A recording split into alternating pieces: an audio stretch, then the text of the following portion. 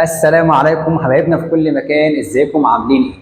انا النهارده مش طالع عشان اشرح لك منهج، النهارده طالع عشان اسسك في ماده التاريخ. هتقولي هو التاريخ في تاسيس؟ هقول لك معظم الطلبه بتكون مذاكره في الامتحان وتكون الدنيا تمام معاها، بس بتخش الامتحان تقول لك يا مستر انا كنت مذاكره بس ما بعرفش احل. فانا النهارده طالع عشان اقول لك ازاي تحل سؤال تاريخ، ازاي تحل اسئله التاريخ وازاي تحلل الاسئله.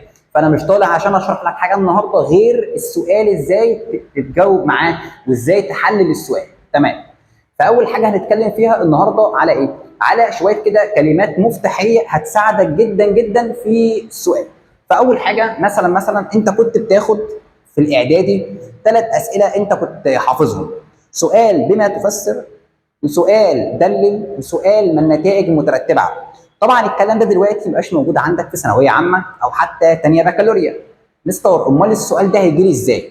قال لك بص يا معلم، اول لما تلاقي الكلام ده عندك في السؤال هقول لك تختار ايه. فمثلا امتى اقول ده السؤال ده عايز بما تفسر؟ قال لك اول حاجه امتى اقول السؤال ده عايز بما تفسر؟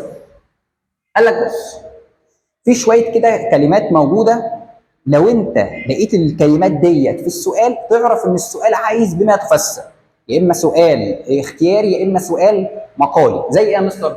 مثلا لو لقيت في السؤال كلمه مثلا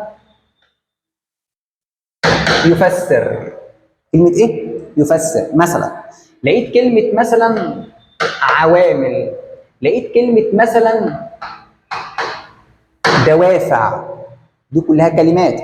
يبقى انت عايز تقول لي لقيت كلمه يفسر، لقيت كلمه مثلا عوامل، لقيت كلمه مثلا دوافع، دي كلها حاجات كده تقول لك ان السؤال ده عاوز بما تفسر، بيسالك على السبب. بيسالك على ايه؟ بيسالك على السبب. تمام. ده بالنسبه لاسئله بما تفسر. طبعا واحنا ماشيين مع بعض في المنهج في كلمات ثانيه هقولها لك وانت تكتبها عندك وتسجلها. فانا النهارده عايزك تعمل ايه؟ عايزك تطلع ورقه وقلم وتسجل ورايا الكلام ده كله. تمام. طب مستر امتى السؤال يكون عايز مثلا ما النتائج المترتبه على؟ قال لك بص، امتى السؤال يكون عايز ما النتائج المترتبه على؟ قال لك بص، في كلمه خطيره جدا جدا جدا عندك في اي سؤال سواء بكالوريا ان شاء الله او ثانويه عامه، والكلمه ديت لو شفتها يبقى هو كده عاوز نتيجه. ازاي؟ كلمه اكتبها عندك اللي هي اسمها تداعيات. كلمه ايه؟ تداعيات. لقيتها يبقى هو كده بيسالك عن النتيجه. تمام. الكلمه الثانيه اللي هي نتجا، عايز نتيجه يبقى ما النتائج مترتبه على. تمام. كلمه مثلا اثار، كلمه اثار، دي كلها عايز ايه؟ دي كلها عايز نتيجه. هتقول يا مستر هو ده بس عايز نتيجه؟ لا، في كلمات ثانيه بس قلت لك ايه هنقولها واحنا ماشيين في المنهج مع بعض. ماشي يا مستر، كويس كده. ده لو من نتائج. طب مستر امتى السؤال يكون عاوز دلل؟ قال لك بص، امتى يكون عاوز دلل يا مستر؟ قال لك لقيت كلمه يبرهن عايز دلل، يبرهن عاوز دلل، او مثلا يدلل عاوز دلل، وهكذا. في شويه كلمات كده تقول لك هو السؤال ده عايز ايه. يبقى انت بتتعامل مع السؤال، بتشوف تقرا السؤال كويس وتحلل السؤال، فتشوف السؤال هو عايز يفسر، عايز دلل، عايز نتيجه، وهكذا. فدي كلها من قراءتك للسؤال. ماشي يا مستر، حلو الكلام ده. بعد كده انا هتكلم دلوقتي على جزئيه خطيره جدا جدا جدا، عليها اكتر من نص امتحان التاريخ. ايه هي يا مستر؟ ايه النقطه ديت؟ نقطه التواريخ. مستر إيه، انا التاريخ مش بعرف احفظه. حلو، انا اصلا مش عايزك تحفظه، انا مش عايزك تحفظ تاريخ، ودي مشكله ودي عقده ازليه عندك. التاريخ مش حفظ. انت خلاص مش هسألك بقى هو الحمله الفرنسيه جت امتى؟ إيه محمد علي حكم امتى؟ مفيش الكلام ده. في الامتحان مش بيسألك هو الحدث ده حصل امتى، لا. امال يا مستر التاريخ لازمته ايه؟ انا في التاريخ عندك حاجتين: في تاريخ رقم اللي هو الحساب، يعني مثلا سنه 1805 مثلا، ده رقم. وفي ان انت تحول الرقم ده لكلام عربي. يبقى انت عندك في التاريخ كام حاجه؟ التاريخ عندك حاجتين. التاريخ عندك كام حاجه؟ حاجتين. يا اما اهي اول حاجه تبقى عندك كده التواريخ. التواريخ مالها؟ فيها حاجتين. يا اما التاريخ ده عباره عن رقم، زي مثلا سي 1805 مثلا، ده رقم حساب. طب انا بقى الرقم ده ممكن يتحول لكلام عربي. ممكن ايه؟ ممكن يتحول لكلام عربي. انا بقى يا مستر طالع النهارده عشان اقول لك ازاي الرقم ده يتحول لكلام عربي. يبقى ركز معايا بقى، ازاي الرقم ده يتحول لكلام عربي، وبرضه ازاي الكلام العربي يتحول لرقم ابن واحد. بص يا معلم، احنا هنلعب لعبه حلوه مع بعض، وركز ركز فيها قوي لان ده موضع امتحان. ثانيه بكالوريا، ثانويه عامه، نركز موضع امتحان. قال لك بص، انت ازاي بتحول الرقم الحساب اللي هو قدامك ده الى كلام عربي في الامتحان عندك؟ لان في الامتحان مش بيسالك على التاريخ. تاني، في الامتحان مش بيسالك على التاريخ، هو في الامتحان بيجي لك كلام عربي وانت بقى تقعد تفسر الكلام ده قصده بأني سنه او أني قرن او أني عقد. تمام. قال لك اول حاجه كده نحط نقطه حروف. انت عندك 3 مصطلحات. في مصطلح اسمه العقد، في مصطلح اسمه القرن، وفي مصطلح اسمه الألفية. مستر قول لي كده يا مستر، يعني ايه عقد ويعني ايه قرن ويعني ايه ألفية؟ قال لك العقد بيساوي 10 سنين، القرن بيساوي 100 سنة، والألفية بتساوي 1000 سنة. الكلام ده كله مش هيفيدك قوي. أنا عايز أعرف مستر إزاي الكلام العربي يتحول لحساب، وإزاي الحساب يتحول إلى كلام عربي. ركز معايا. قال لك تعالى عشان نحسب الحسبة بتاعتنا. سنة مثلا 1805 أنا عايز أعرف ديت الألفية الكام؟ قال لك بص، هتيجي هنا عند آخر رقم اللي هو ده اللي هو 1، ونزود عليه 1 زائد 1. نزود ايه؟ نزود عليه 1. 1 زائد 1 يساوي 2. يبقى دي كده يا مستر الألفية بكام؟ هقول دي الألفية 1 زائد 1 2. دي الألفية بكام؟ الثانية. ماشي تمام. طب أنا عايز أعرف ده القرن الكام؟ هتيجي عند آخر رقمين. وبرضه تزود 1. 18 زائد 1 يساوي 19. فده القرن الكام؟ هقول ده القرن ال 19. حلو. يبقى انا كده عرفت ازاي بحسب الألفية وازاي بحسب القرن. تعالى بقى شوف ازاي بحسب العقد. هتيجي عند الرقم ده اللي هو تاني رقم من اليمين اللي هو ده، نلونه الاخضر، الصفر، تزود برضه عليه 1 زائد 1. 0 زائد 1 يساوي 1. يبقى كده ده العقد الكام؟ هقول له ده العقد الاول. يبقى انا كده دلوقتي عرفت ازاي بحسب العقد والقرن والألفية. ازاي بحسب ايه؟ العقد والقرن والألفية. حلو الكلام ده. تعالى بقى نلعب مع بعض تاني. مثلا سي رقم من اول وجديد، نمسح ده كله، ورقم مثلا سنة، دلوقتي سنة كام؟ دلوقتي سنة 2026. تعالى بقى نحسب الرقم ده. طبعا الرقم ده مكون من كام رقم؟ 4 أرقام.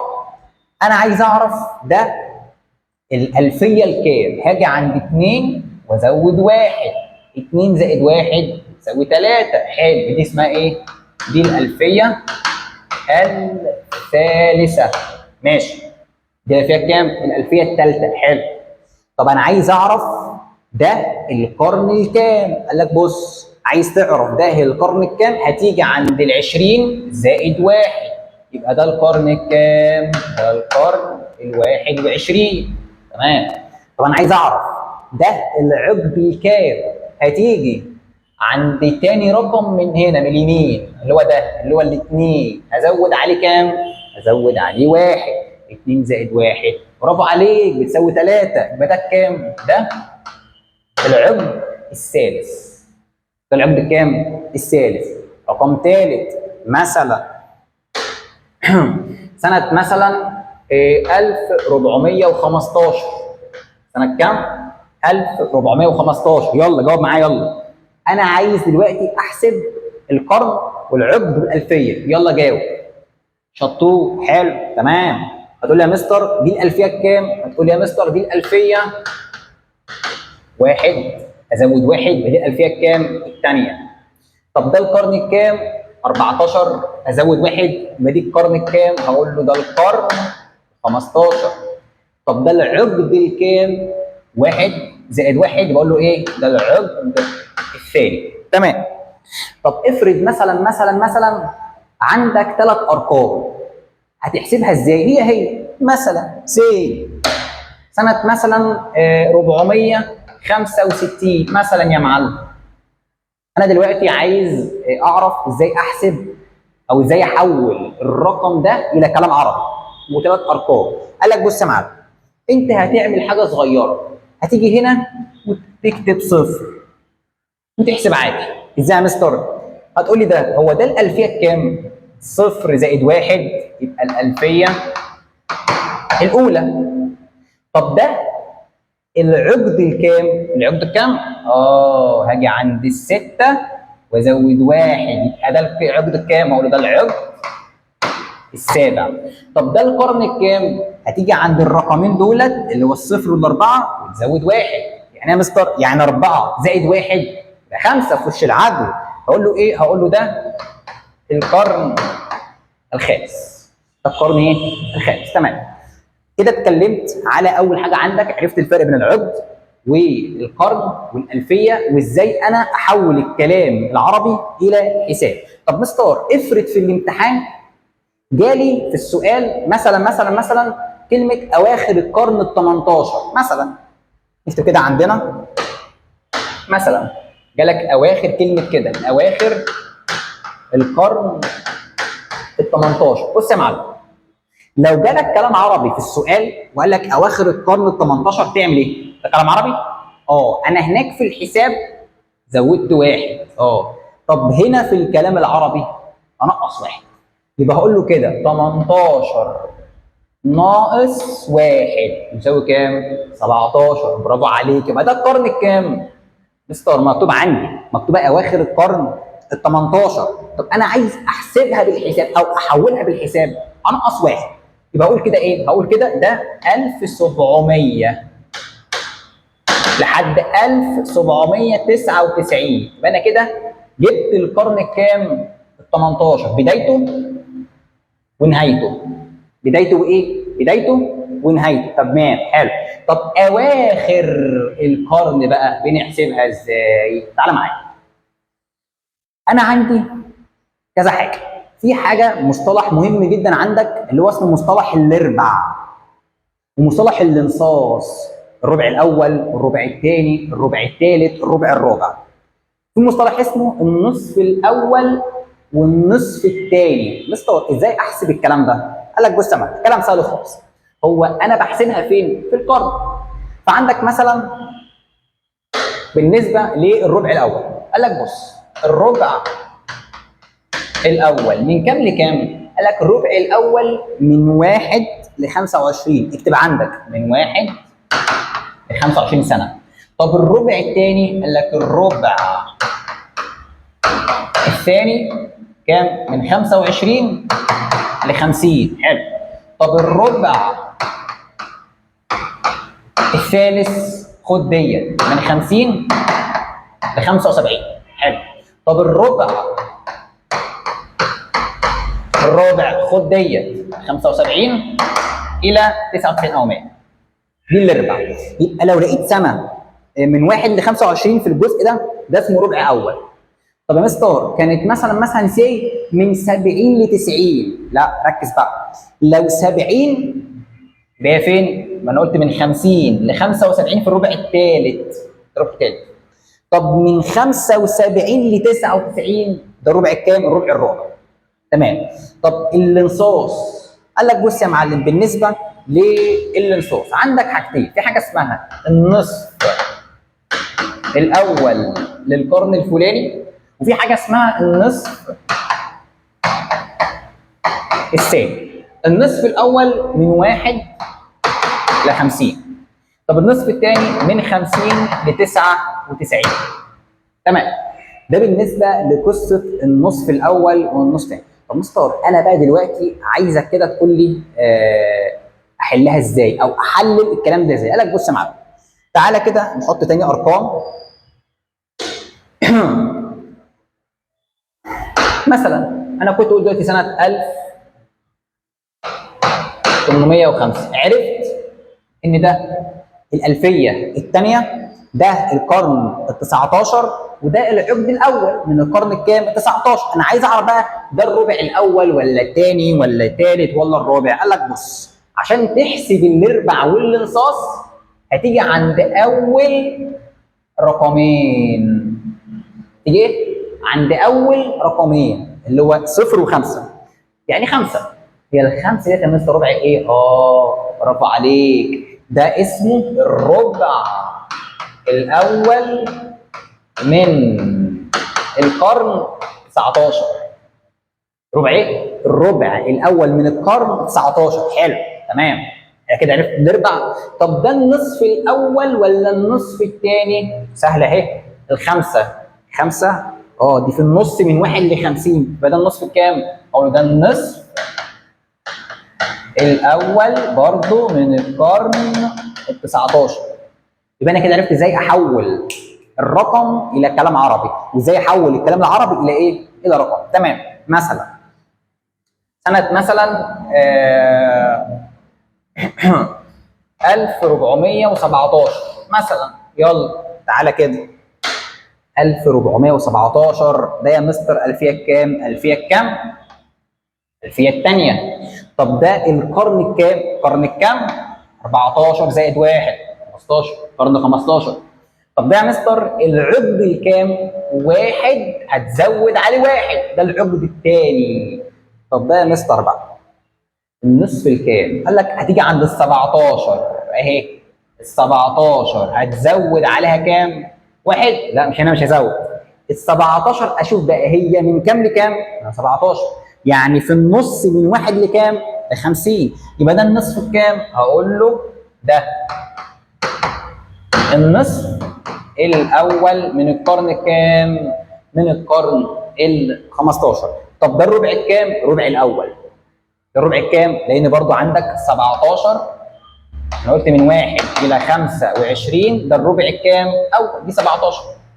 يبقى ربع ايه؟ يبقى ده الربع الاول.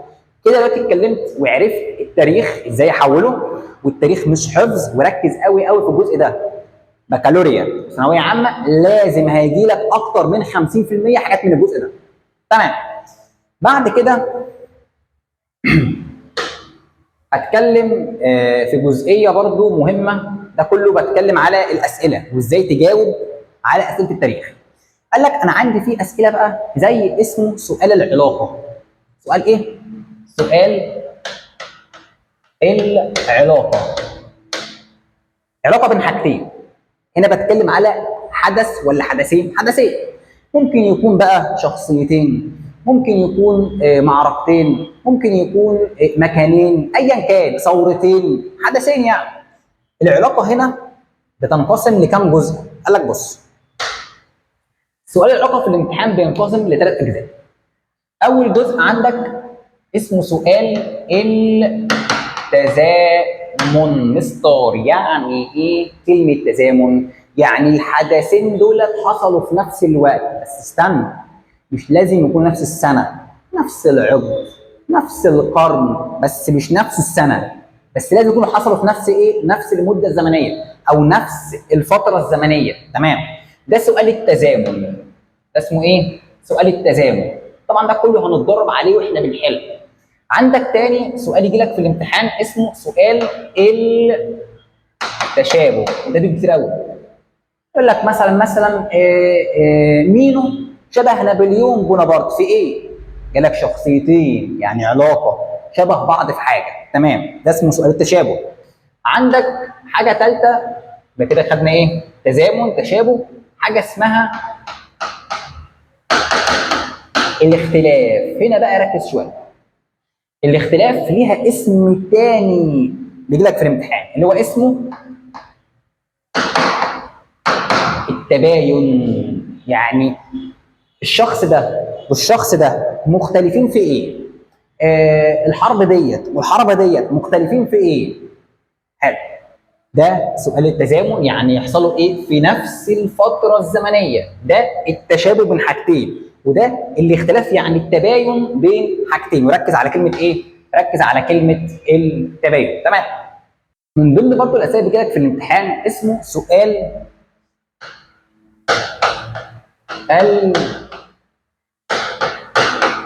الاستثناء. سؤال ايه؟ الاستثناء. بص يا معلم، في زمان عندك في ابتدائي واعدادي كان يجي لك ايه؟ يقول لك مثلا كل الطلاب حضروا الحصه ما عدا يوسف واحمد، ما عدا. ده اسمه اسلوب ايه؟ الاستثناء. بس احنا خلاص كبرنا وعقلنا، ثانويه بكالوريا، ما عندكش حاجه اسمها ما عدا في السؤال. بص يا معلم، كلمه الاستثناء عندك انت تقول ده بيستثنى حاجه من حاجات. حضرتك لقيت كلمه خطيره جدا جدا جدا اسمها يخرج عن. خطيره. كلمه ايه؟ يخرج عن يعني استثناء. اقول له دلوقتي يعني ايه؟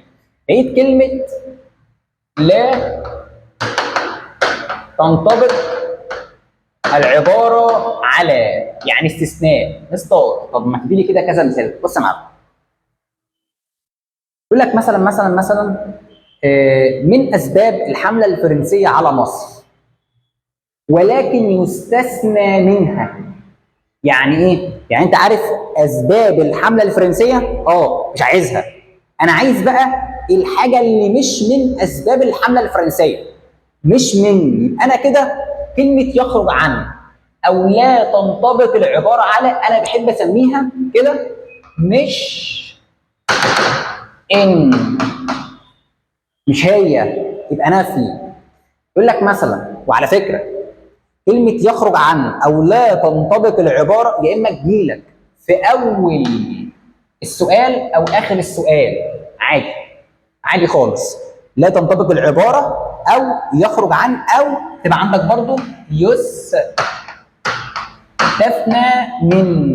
يستثنى من اسباب حرب اكتوبر. يبقى هو كده عايز اسباب حرب اكتوبر؟ لا، هو مش عايز اسباب حرب اكتوبر. فهتلاحظ ايه بقى في الامتحان بقى؟ هيجي لك مثلا 4 اختيارات: ا ب ج د. هتلاحظ ايه؟ هتلاحظ مثلا ان ا دي اسباب حرب اكتوبر، وب اسباب حرب اكتوبر، وج اسباب حرب اكتوبر. مستر هو كده عايز الاسباب. اقول لك لا، مش عايز الاسباب. بقول لك